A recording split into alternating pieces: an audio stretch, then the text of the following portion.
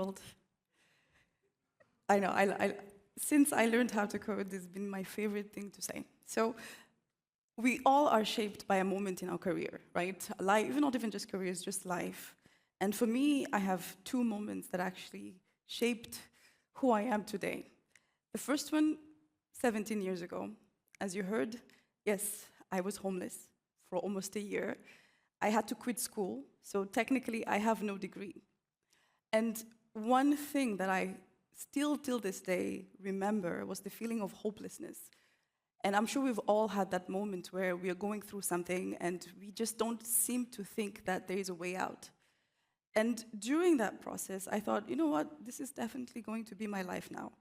I was sleeping in metro stations, wandering around with no objective, no purpose, and life just felt empty, hopeless. And one thing that I kept daydreaming about, or say night dreaming about, was what comes next. And in my head, I'd built this life where I just had a minimum job, I had a roof over my head, I had food, and that's all I hoped for. And then when life started picking up, I was in a foster care system, and then I had to go back to work. And one day, while I was working at the University of Brussels as a receptionist, my boss came up to me and she said, "Nadia, I want you to learn how to code." I was like, what do you mean? And I've always been a bit of a geek. I'm a gamer.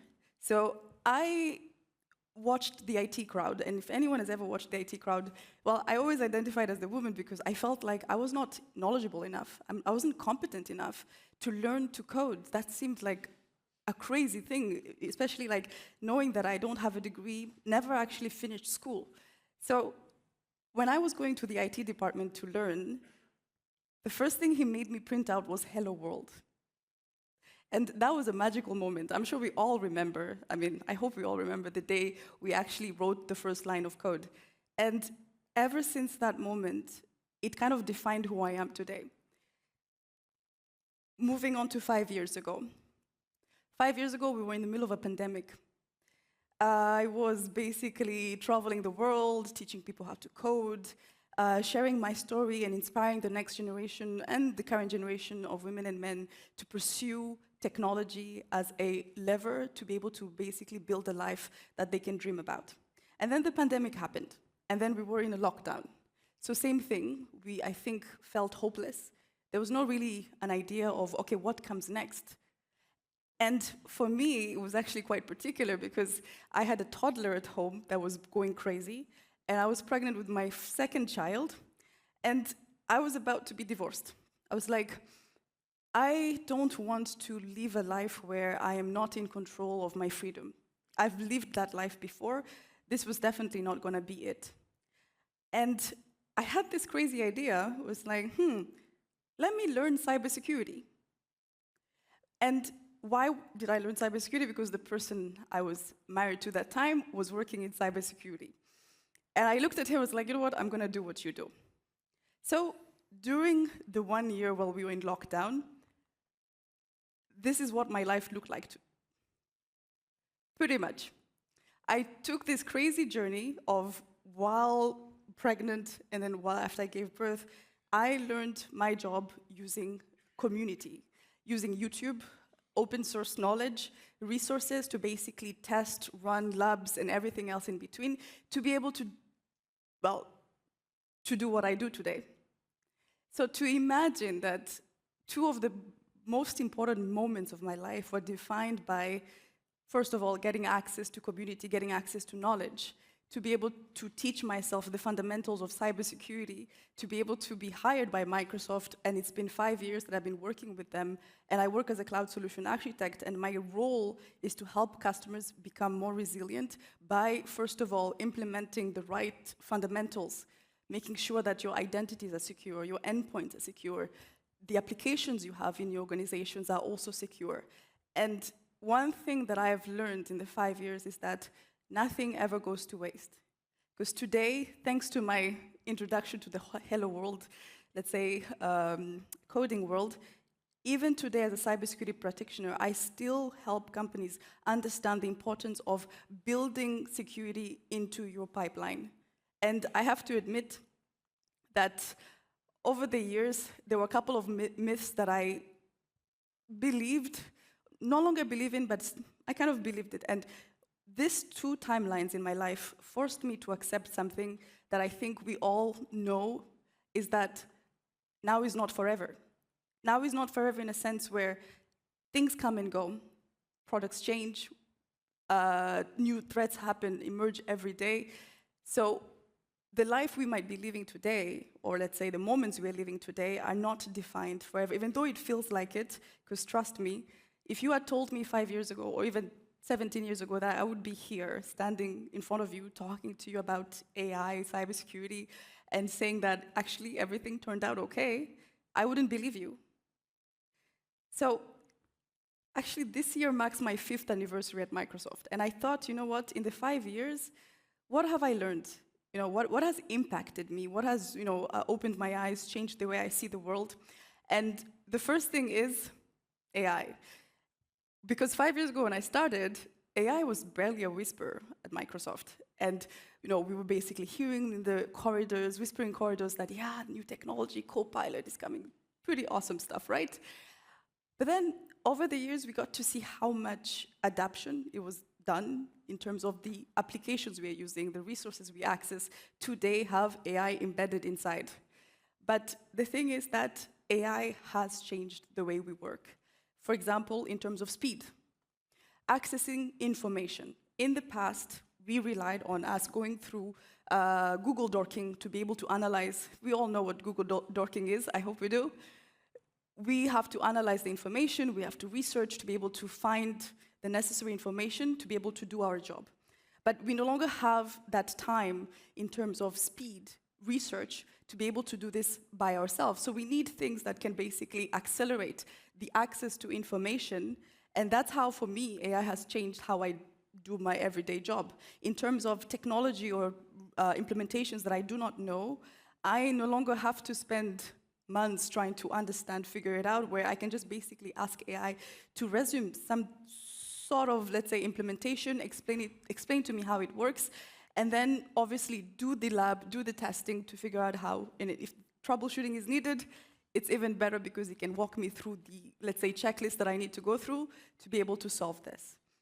And also in terms of automation, right? So we can automate a bunch of things that take too much of our time on an everyday process, right? So it means, for example, in my case, I hate emails. I really do.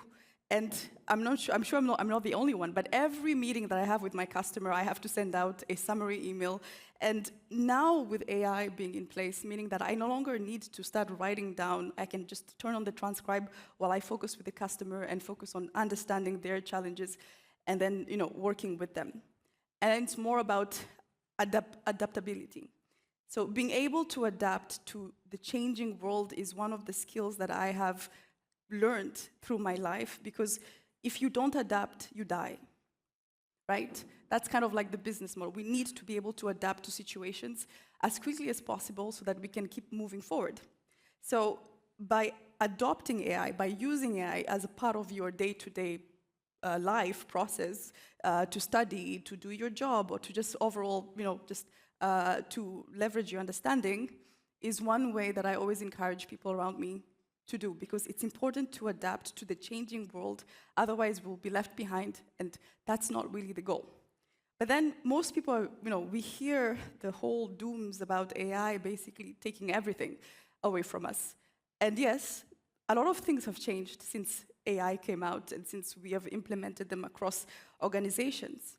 But, speaking to customers, from my experience, is that I don't believe that AI can fully replace us. Why? Because at the end of the day, we have experience.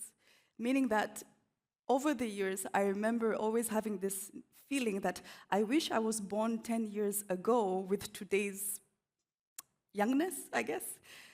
Because I felt like I was never good enough. I was never knowledgeable enough. And I would speak to people who had 20, 25 years of experience, and I was like, oh my God, I wish I had what was in your head. But the thing is, thanks to that experience, you're able to connect the dots. You're able to understand situations and quickly respond to them. And that's something that cannot be given to an AI. You can give them all the necessary models, information, but at the end of the day, being able, based off on real life experience, connecting the dots, it's something that cannot be replaced. It's a human factor. Second is curiosity. You know, we execute tasks, we tell it what to do, but at the end of the day, it requires someone to tell them what to do. Hopefully, we will reach that day when it will be able to make its own decision, but we're not there yet. So for now, we have our curiosity, our need to understand, our need to leverage, you know, our questions to be able to get answers, and that's one thing that cannot be replaced. And then the next is making choices. Making the right choices at the right time, at that millisecond, based off on your experience and your curiosity and the questions. So for me, for today, I believe that we are still an important factor when it comes to work, when it comes to you know, business, when it comes to open community. We play a huge role in it, so we won't be replaced. And talking about, you know, AI and all these things, that means that in terms of gaining knowledge, in terms of, you know, growth, my mentor told me something one day. He said, Nadia, don't be a know-it-all, be a learn-it-all. We are moving towards a world where we need to be able to learn and know things in a sense of to be able to be impactful, to do our job.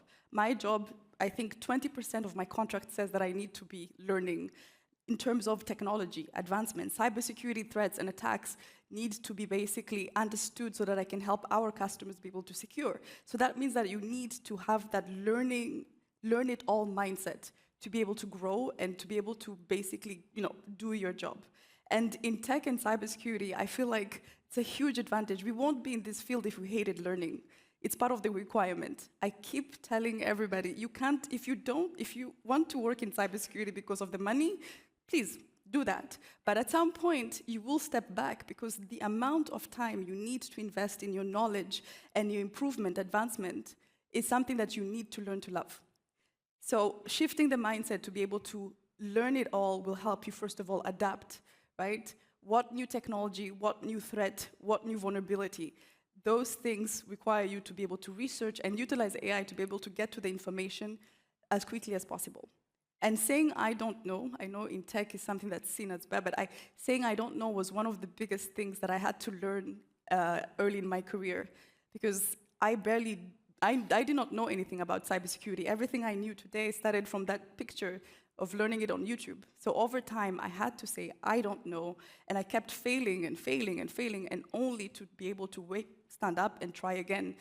So learn it all. Next, cybersecurity is no longer optional. Over the years, we would see films, Mr. Robot hacking, looked pretty cool, right? But the world kind of felt like this is something that's happening in the back end. This is not my problem. You know, this is big corporations' problem. And especially 5 years ago, since the pandemic, when we had to sort of like shift the way we work to be able to provide remote access to resources so that companies and businesses can basically be able to still be operational and do their job. Now, the thing is that, just to give you some numbers, 600 million cybersecurity per day are stopped by Microsoft around the world. 600. That's basically every second there's a cybersecurity attack, whether it's identity-based or even just overall infrastructure or endpoint. Every minute, every second, there is a cybersecurity threat happening. So cybersecurity is no longer optional in a sense where, especially as a developer, when I talk to dev teams and so on, I do have to admit, when I used to code, I didn't think about cybersecurity, to be honest. It wasn't on my mind. My mind was build, test, deploy. That was always the process, right? But the one thing I never thought about is this repository secure? Is there any secrets inside? You know, all those fundamental questions. Well, today that's no longer optional because, first of all, we have attackers using advanced technologies to be able to scan, analyze, and be able to detect secrets, vulnerabilities. We have heard about recent, I think it was last year, recent attacks from big corporations where, well, the reason behind the attack was because the attacker basically found secrets in Slack or in their channels or even within their code. So cybersecurity is no longer an option. It has to be built into your process, right? From the moment you write your code, from the moment you build the architectural design, we need to, first of all, think from a security perspective, am I implementing the right practices? Am I following the right guidance? And there are a couple of amazing open source tools that you can use to be able to just go through the analysis, to be able to check your code before you deploy. So this is one of the things that I do encourage developers, startups, when I talk to them about, okay, you don't have money to pay the big corporations. Well, we have amazing technologies that can be used today.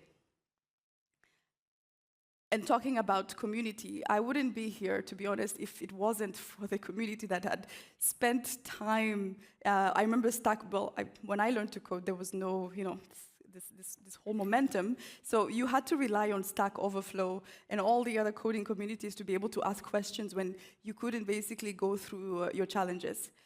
And thanks to the people that basically invested time in answering maybe what I felt at that time was like stupid questions, helped me basically advance my career. Even today, from a cybersecurity perspective, there are amazing communities, DevOps or SecOps, who are there to be able to just talk and help you be able to understand and reach the level of understanding at a quicker rate.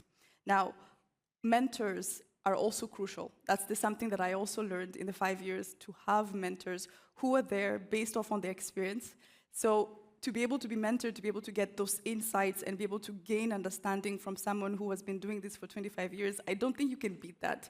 You can ask Copilot to give you understanding on something, but when someone has been working in the field for 25 years and basically has seen every single challenge and he has the willingness to share that information with you, I think that can have a huge impact into someone's life. So being here, I'm guessing you believe in the same thing as I do. Open community do have impact in your career and in your just overall life. So I am because of the people who surround me, because of the people who supported me, and that's because of the community that I was able to build in the 5 years that I've been doing this.